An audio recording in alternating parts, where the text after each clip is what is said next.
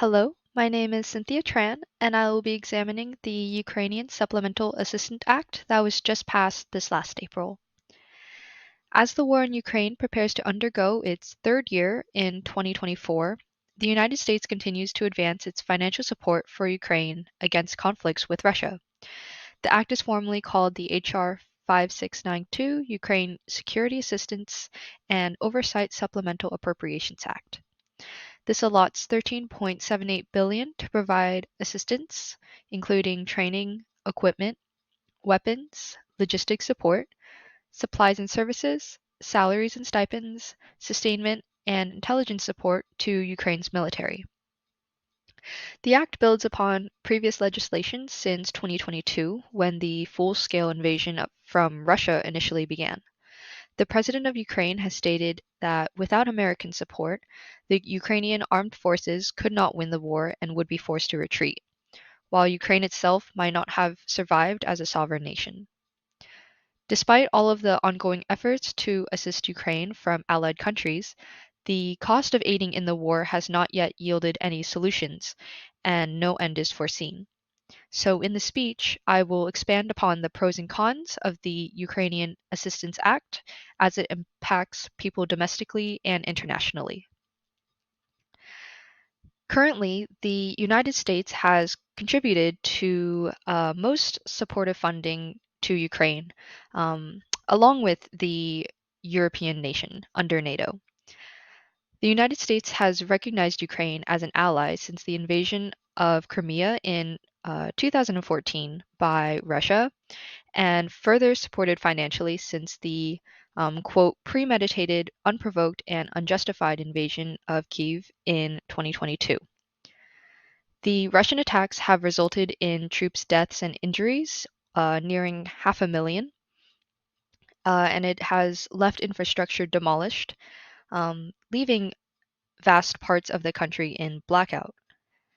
The Ukraine Assistance Act pro argument first and foremost strengthens Ukraine's defense in arms and militarization domestically. As of date, the U.S. departments have obligated around 101.2 billion and dispersed 67.5 billion, with 12 billion available to use. According to the Department of State, military assistance includes air defense, firearms, ground maneuver, aircraft, aerial systems, anti-armor, and maritime. But for Ukrainian civilians, the act additionally provides humanitarian relief to those whose lives have been upturned and displaced, as well as taking in refugees. Non-governmental organizations, or NGOs, allot the funding into provisions of food and medical supplies to decrease the number of injuries and deaths. This significantly improves Ukrainian security and socio-political situation as the country continues to reach its war goals to remove all Russian troops from internationally recognized Ukrainian territory. The overseas recognition and assistance provides an important boost to morale in Ukraine, especially considering that a country as relatively small as Ukraine, in comparison in scale to Russia, can still make a stand for independence. The US stands to gain an equivocal amount by supporting Ukraine. The second pro-argument examines the advantages the Ukraine Assistance Act affects the United States domestically. According to Yale Insights, the US is the single biggest winner from supporting Ukraine. It is well known that the US has a very strong military system for itself, offering international support when it proposes advantageous benefits for itself. The Act allocates funds to the US departments, but the funds actually stay circulating within the country rather than directly being sent to Ukraine, where money pretty much holds little value in a place of war, but physical assets do. US defense contractors use the money to invest in manufacturing facilities that create weaponry and supplies for the Ukraine army. And this in turn creates thousands of jobs across 38 states directly, with vital subcomponents sourced from all 50 states. The US, by being an ally, acts as an extension of Ukraine's landmass and resources, replenishing what the latter country does not have predisposed in their industrial infrastructure. But the war indirectly aids the US economy since previous weapon shipments were largely drawdowns, as well as lessening the relative economic burden on the US by revitalizing NATO. Um, the exorbitant legislative act, this act, by the United States doubles as a showing to the world that the backing of a first world country could shift the tides of war. Prior to the war, only a couple EU countries backed Ukraine. But now, along with 11 countries, the EU has recently seen Finland and Sweden's accession to NATO, an alliance which contracts the members to spend 2% of their GDP on defense, which alleviates the US budget in the future.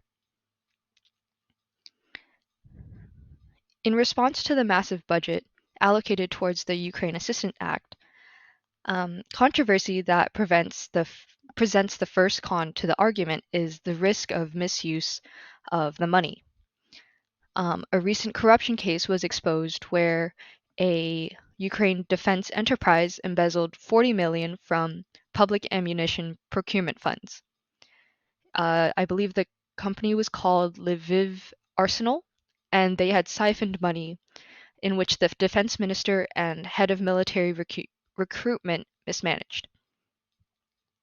Opinions were also furthered by the stigmas of Ukraine by being um, the most corrupt nation in the world, from polls conducted by Ernst & Young in 2017, and the second most corrupt nation in 2022 in the EU, according to Corruption Perceptions Index.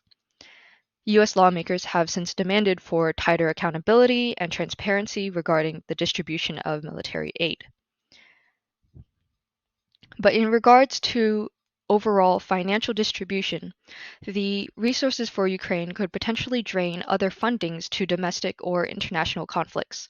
So, for example, the war in Gaza and the China-Taiwan conflict raised proportions that an overarching bill would be necessary for equal military assistance packages. Growing concerns from the US citizens is that the consequence of aiding a war could take a hold on its people. So something that most of us have actually seen is higher taxes or the inflation. According to Heritage, the United States is already a fragile economy, and so the act is not really central to the key security challenges facing America, and it creates an even greater burden for US taxpayers. Unfortunately, the price of selflessness is reflected in the US's own financial inflation. A very major aspect of war is that it's very unpredictable. So winning is pretty much unforeseeable for either Russia or Ukraine right now. The second con to the Assistance Act is the prolonged expenditures and the prolonged war that the act could inevitably cause. Dmitry Peskov, a Kremlin spokesman, has stated that the act will make the United States of America richer, but further ruin Ukraine and result in the deaths of even more Ukrainians, the fault of the Kyiv regime. So until the war is over, both United States and Russia will continue to spend billions and lose the lives of millions on a stalemate conflict. So while financial aid can assist defensively on the battlefield, the long-term strategic model is more imperative to win the war in Ukraine. An unstable crisis management model of Western aid emboldens Russia to escalate. And so we could actually be provoking Russia to enact higher retaliatory measures.